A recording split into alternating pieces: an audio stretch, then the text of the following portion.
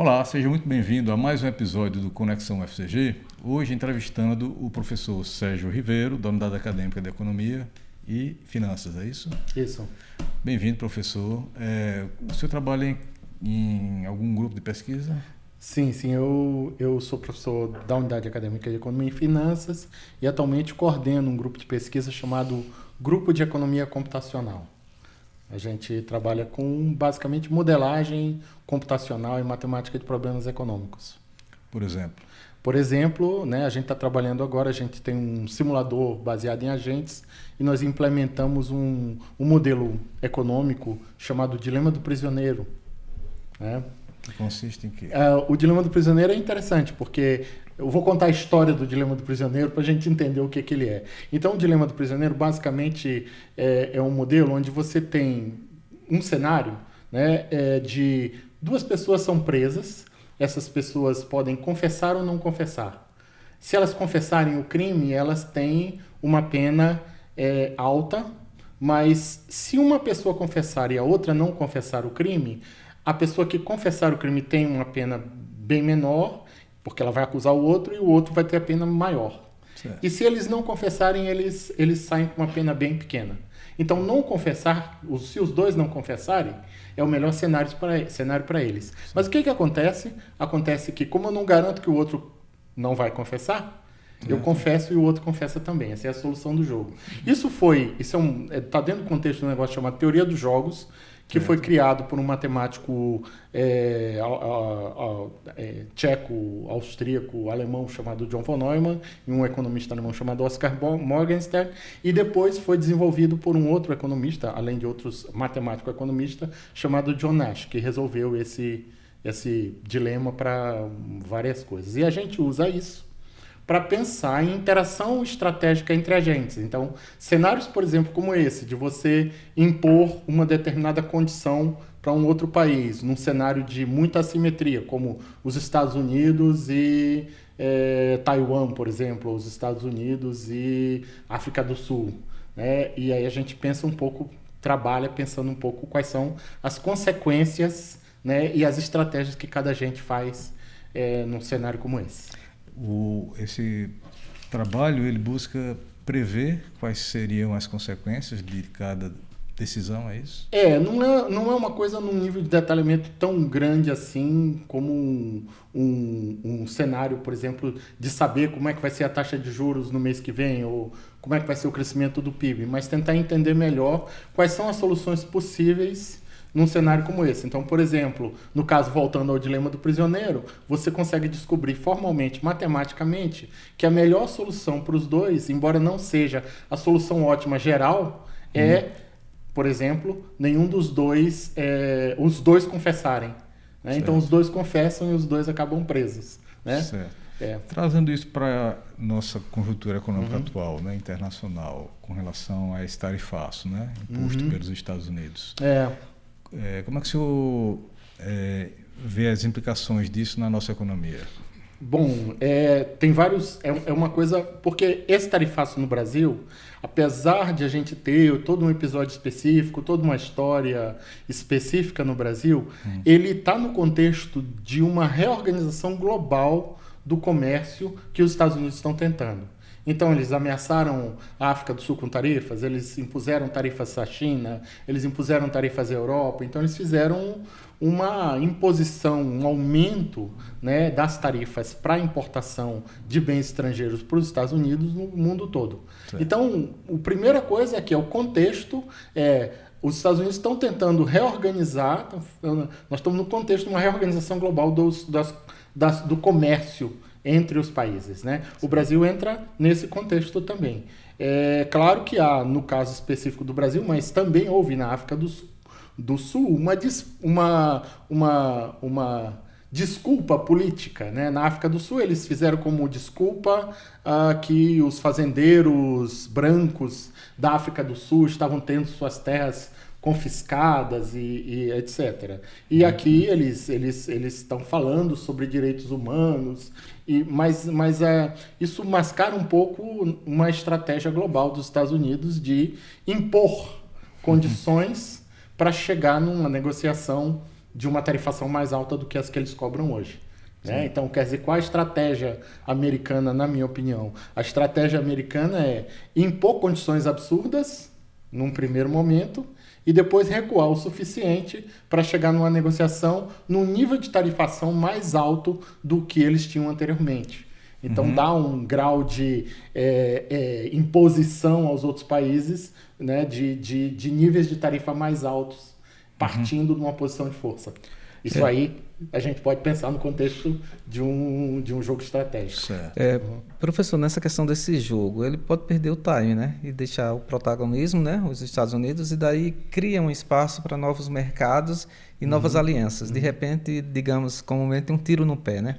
Corre esse risco dentro desse tabuleiro aí das suas avaliações, dos seus pensamentos? Olha, eu penso assim, eu acho que a gente, o contexto geopolítico global, eu creio que é o contexto de uma redução do poder americano, né, no mundo como um todo. Então, o surgimento de organismos multilaterais fora do sistema ONU, como, por exemplo, o G20, como, por exemplo, os BRICS, está no contexto de uma reorganização geopolítica global. Já é uma reação, digamos assim. Exato. Eu acho que isso é muito mais uma reação dos Estados Unidos à perda de poder político global do que qualquer outra coisa. Então, por trás tem muitas camadas aí. Por exemplo, a tentativa de reduzir a possibilidade dos países comercializarem em moedas que não sejam o dólar. Certo. Isso é um aspecto. E como eu te falei, assim, seria sem perceber que está fortalecendo também essa aliança. Exato. E essa unidade, né? Eu acredito que eles não fizeram essa reflexão no tempo certo e agora que a coisa pode até, digamos, se reconfigurar a um assentamento com grandes prejuízos para a economia americana, né? Eu creio. Por exemplo, especificamente no contexto brasileiro, né? Você teve um aumento de 50% inicialmente para todos os produtos, a proposta era, depois eles recuaram, como eles sempre recuam, né? Até tem uma expressão em inglês que é Trump always chicken out, o Trump sempre foge, né? Quer dizer, eles fazem, mas é estratégico, eles fazem uma imposição e recuam. E aí recuaram, mas, por exemplo, deixaram o café com uma tarifa de 50%, o que virtualmente inviabiliza, né, a exportação de café para os Estados Unidos no curto prazo. Agora, o que isso significou? Isso significou, por exemplo, que a China oportunisticamente abre o mercado chinês, que não bebe café, praticamente bebe pouco café, para os exportadores brasileiros de café. Então, os chineses autorizaram 193 exportadores brasileiros para exportar café para a China. Então essa ação dos Estados Unidos, principalmente sobre países como Índia, Brasil, Estados Unidos, China, que são os líderes dessa organização que agora é mais ampla dos BRICS, acaba fortalecendo no médio e longo prazo a própria articulação dos BRICS, porque como você modifica as regras de comércio, você modifica as regras do jogo muito fortemente, essa modificação das regras do jogo produz uma reação dos outros, né? Aquele jogo estratégico. Qual é a reação? A reação é, nós precisamos reduzir nossa dependência da comercialização do dólar, porque o dólar pode impor restrições ao poder americano. Pode impor inclusive com aliados históricos, né? Como na União Europeia, ou seja, eles geram uma desconfiança grande, né? Em relação ao que pode vir no futuro de curto prazo e médio e longo prazo. Em alguns países, como Portugal e Espanha, que tinham planos de comprar o caça mais moderno que os Estados Unidos produzem, o caça monomotor mais moderno que os Estados Unidos produzem, o F-35, eles agora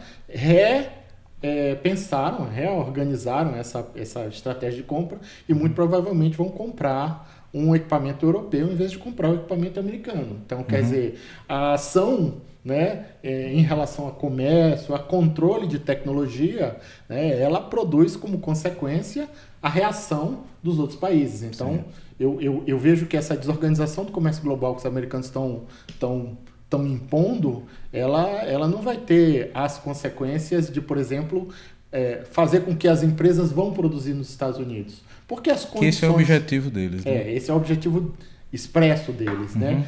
Por trás eu acho que está uma tentativa de manter, né, o poder político que tem, mas não necessariamente esse objetivo vai ser alcançado, porque a reação dos outros países não vai ser de aceitar facilmente isso. E provoca até avanços tecnológicos em outros países para tentar suprir esse mercado, né, professor? Então, nas consequências gerais, as consequências são boas, né? Na questão da transformação do próprio cenário mundial da produção, não só do comércio, né? Uma reestruturação provavelmente gera uma diversificação. São coisas que não estão acontecendo só agora. Quer dizer, agora você tem um aumento da intensidade, uma determinada estratégia mais explícita, mas, por exemplo, os Estados Unidos vêm há muitos anos restringindo as exportações de ativos críticos de tecnologia, principalmente processadores e máquinas que fazem processadores para a China. O que isso produziu, né, em termos de estratégia de produção industrial chinesa? Isso produziu os chineses fabricando os seus próprios processadores. Investindo na própria produção. Né, e agora produzindo processos e máquinas para fabricar processadores. Então, a pressão americana acelerou, né, a estratégia chinesa de busca de autonomia tecnológica na fabricação de processadores. Isso seria, digamos assim, uma das alternativas, né, viáveis para o Brasil em médio e longo prazo? Com certeza a mais autonomia em determinadas indústrias é desejável. Tem que ver o que a gente tem capacidade de fazer, porque tem coisas que não exigem um nível de competência técnica e um nível de capacidade industrial que não necessariamente a gente tem. Por exemplo, processadores de alto desempenho e muito densos, só tem uma empresa no mundo que produz atualmente, que produz os equipamentos que permitem fabricar esses processadores, que é uma empresa holandesa. E agora você tem concorrentes chineses chegando, mas não tem muito. Então, por exemplo, o Brasil não tem capacidade de fabricar máquinas que fabriquem processadores.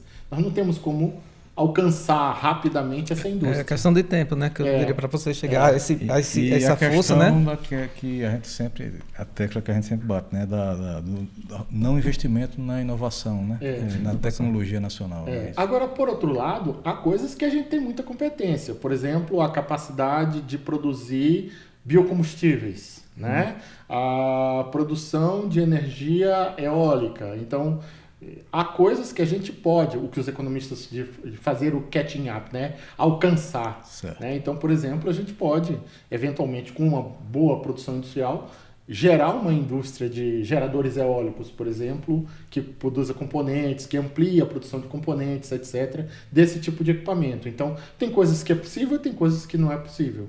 Né? A curto prazo, o que o senhor acha que seria viável para, pelo menos, diminuir o impacto? Do comércio?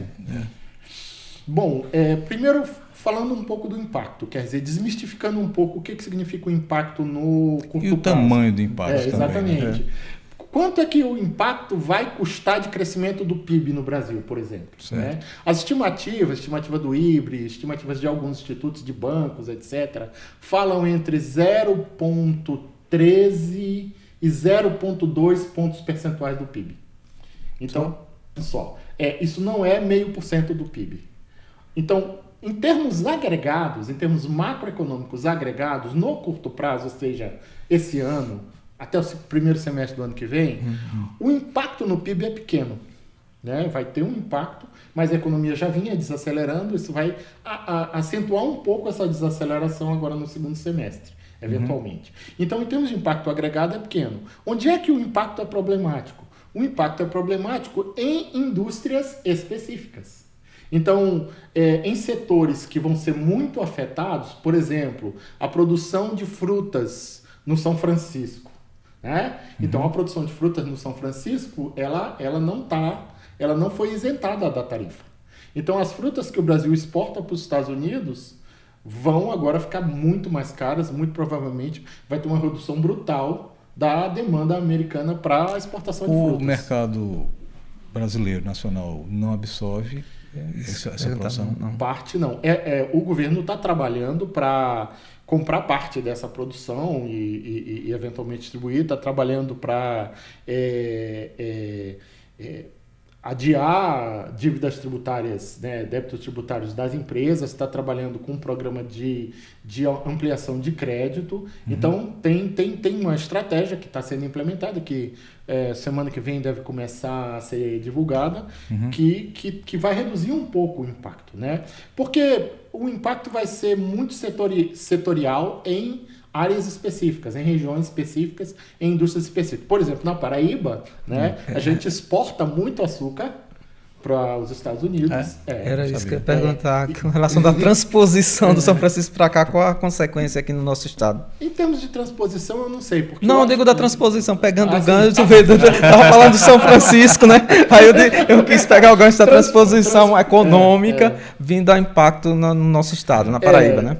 Por exemplo, a gente tem o grosso, os dois principais itens de exportação são açúcar e calçados. Certo. Então isso vai ser muito impactado porque nenhum dos dois está dentro. Por exemplo, aqui em Campina, né, tem uma grande indústria, né, de calçado que exporta muito para os Estados Unidos, né? Sim. E aí você tem, deixa eu ver o número aqui, a gente tem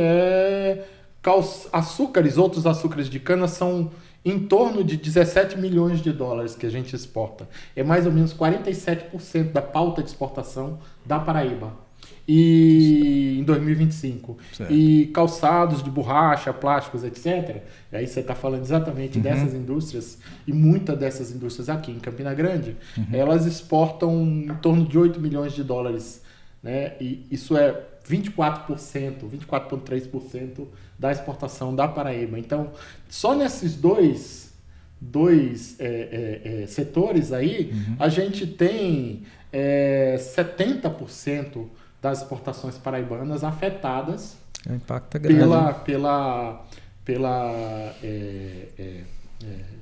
pelo tarifaço. Embora as exportações não sejam muito grandes. É isso que eu ia perguntar. Quanto dessas exportações representam na produção dessas indústrias, né? Se elas são... Tem uma ideia? Olha, olhando aqui para o PIB paraibano, nós estamos falando de quê? Nós estamos falando...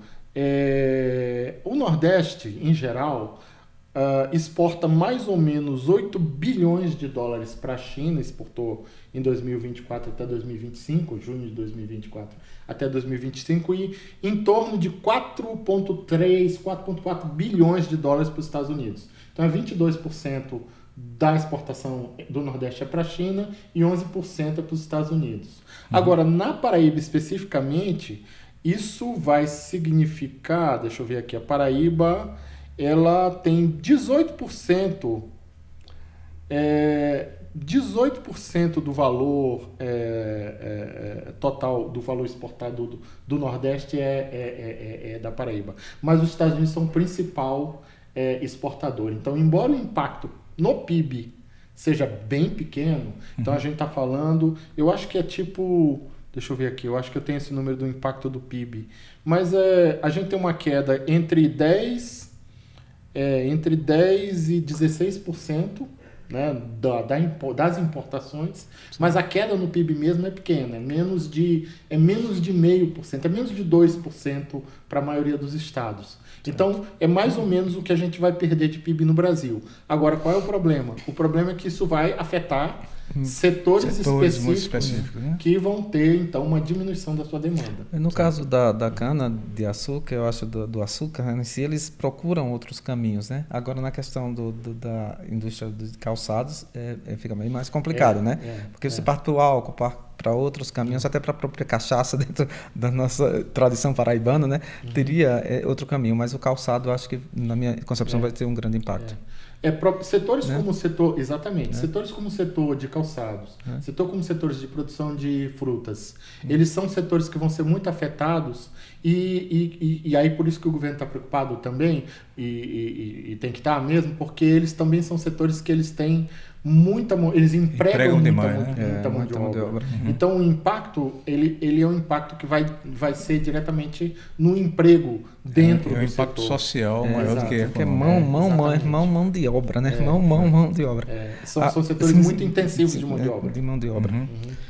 Professor, pegando também dessa questão dos ecossistemas econômicos, vamos falar de ecologia, né? No sentido, qual a repercussão, digamos, no sistema climático, né? O senhor estudioso disso, né? Está pensando como é que isso vai ter impacto também, né? Nas questões climáticas.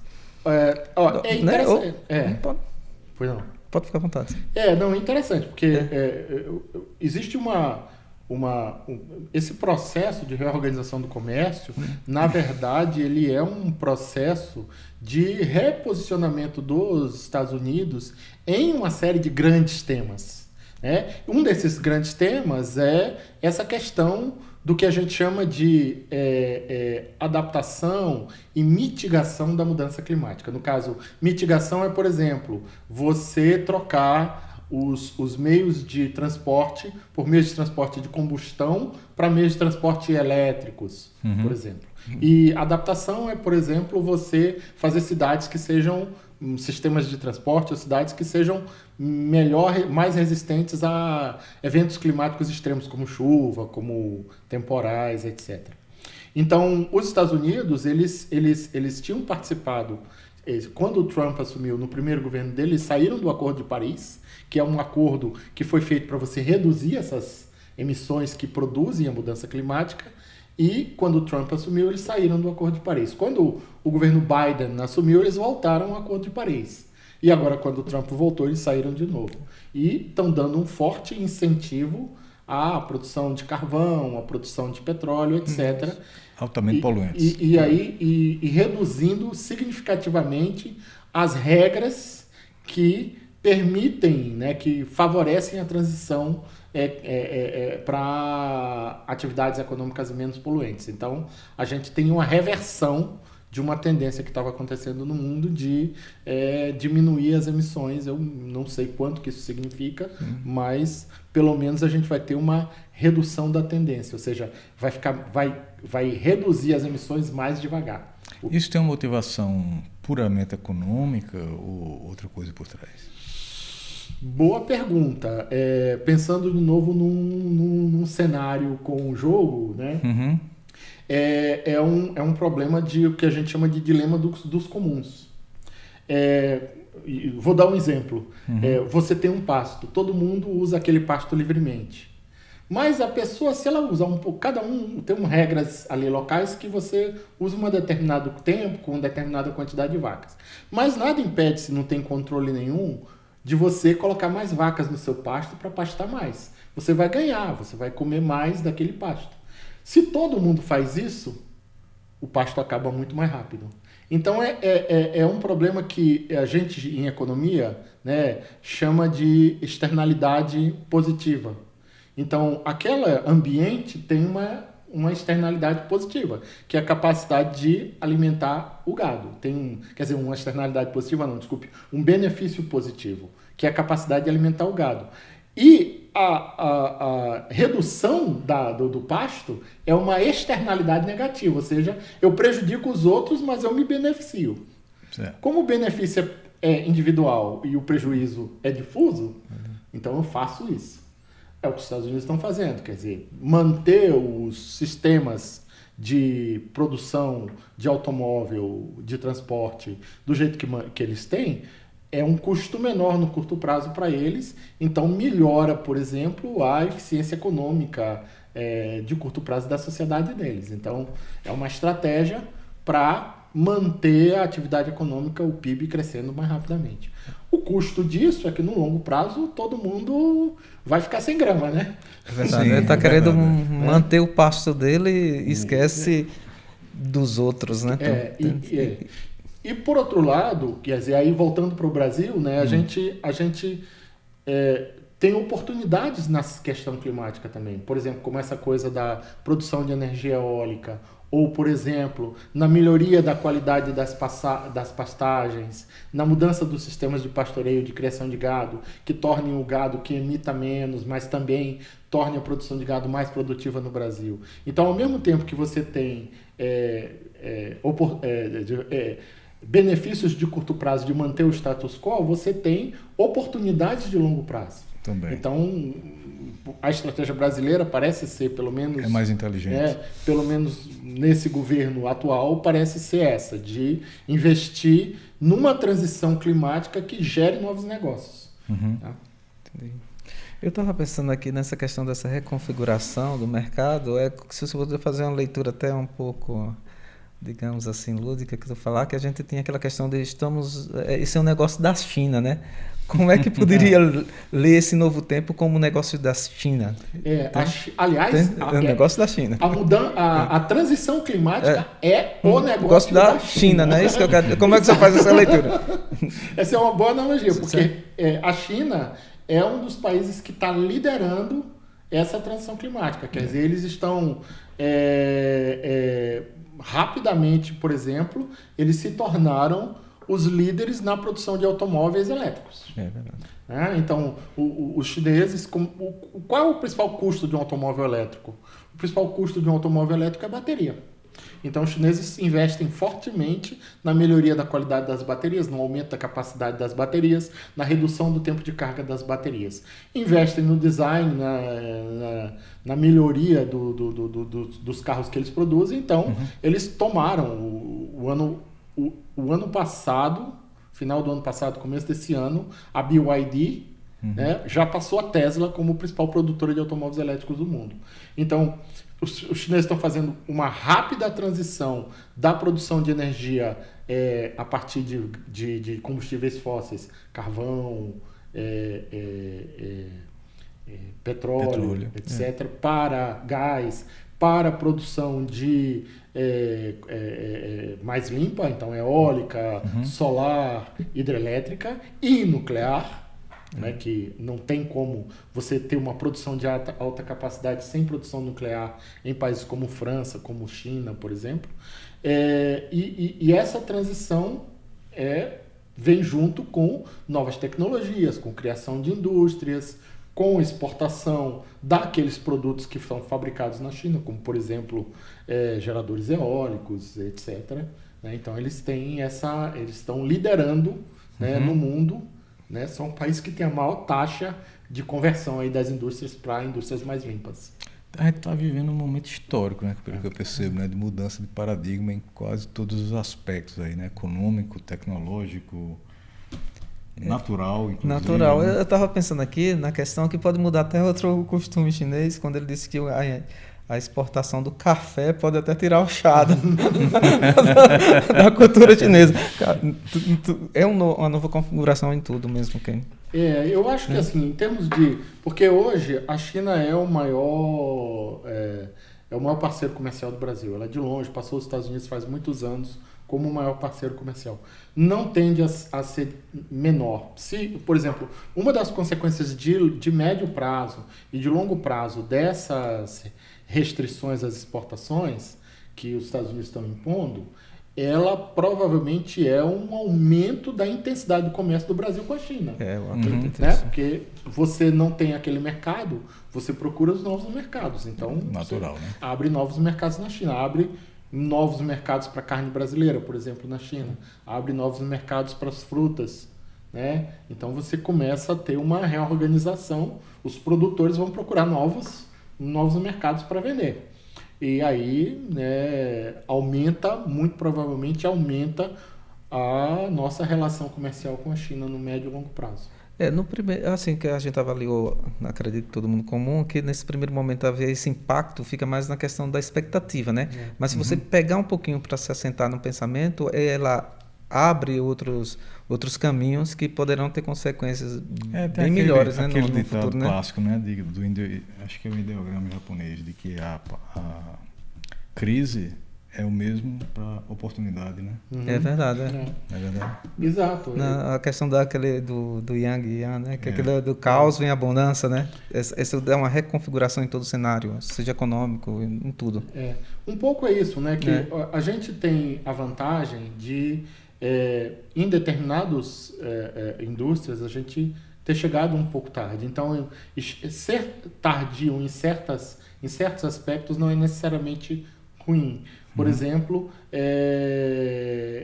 essa questão da produção eólica fora da terra, offshore, né? Que é uma coisa que o Brasil provavelmente vai fazer no médio prazo. Certo. Então, a gente tem capacidade, por exemplo, de fazer investimento para ter tecnologias que permitam a gente fabricar uma boa parte dos insumos para esse tipo de produção e se posicionar num lugar de um fornecedor desse tipo de indústria. Sim. Então, onde há certos problemas, também há certas oportunidades.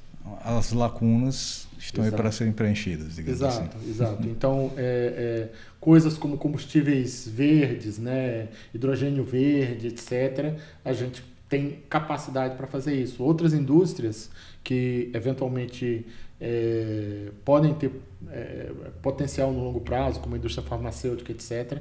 Então, elas são lugares onde a gente pode chegar, né, rapidamente alcançando um nível de desenvolvimento técnico que permita a gente ter competitividade. Porque é muito difícil você ser muito competitivo em todos os jogos, né? Então, algumas indústrias específicas muito provavelmente são aquilo que a gente vai fazer no médio e longo prazo, se a política industrial der certo, né? Okay. O professor, poderíamos, assim, até brincando com a palavra, nessa do Trump, será que tropicou, né, como se diz assim, e brincou com o BRICS, com uma coisa muito séria? Acha que essa é a grande leitura? Ele acabou, vou usar uma expressão até, melando todo um plano dentro desse incisivo nessas questões? Eu vejo que é um pouco uma reação a essa reorganização que os BRICS já estão fazendo. Então brincou com coisa séria. E ele está fazendo em 3 frentes, né? Porque ele primeiro foi para a China, que é o principal inimigo, na minha opinião, o principal adversário estratégico. Os americanos leem a China como o principal adversário estratégico deles no médio e no longo prazo. E talvez até no curto prazo mesmo. Mas, por exemplo, ele está impondo tarifas à Índia. As mesmas tarifas de 50% que ele está querendo impor ao Brasil e que ele quis impor à África do Sul, ele está querendo impor à Índia com a desculpa política de que os indianos estão comprando petróleo dos russos. Né? Mas, obviamente, é nesse movimento de fazer um jogo, de botar uma pressão muito grande. Eu chamo jocosamente a estratégia de botar o bode na sala. Você coloca uma condição absurda, depois você retira aquela condição absurda e aí todo mundo cede. Né? Então essa é a tentativa, mas isso é um jogo que é repetido muitas vezes, né? Deixa de funcionar. Então eu vejo que o que vai acontecer muito provavelmente é que iniciativas que já estão rolando, como por exemplo tentar sair do dólar como moeda de comércio em países como o BRICS, né? em organizações como o BRICS. Eu acho que isso vai acontecer no médio prazo.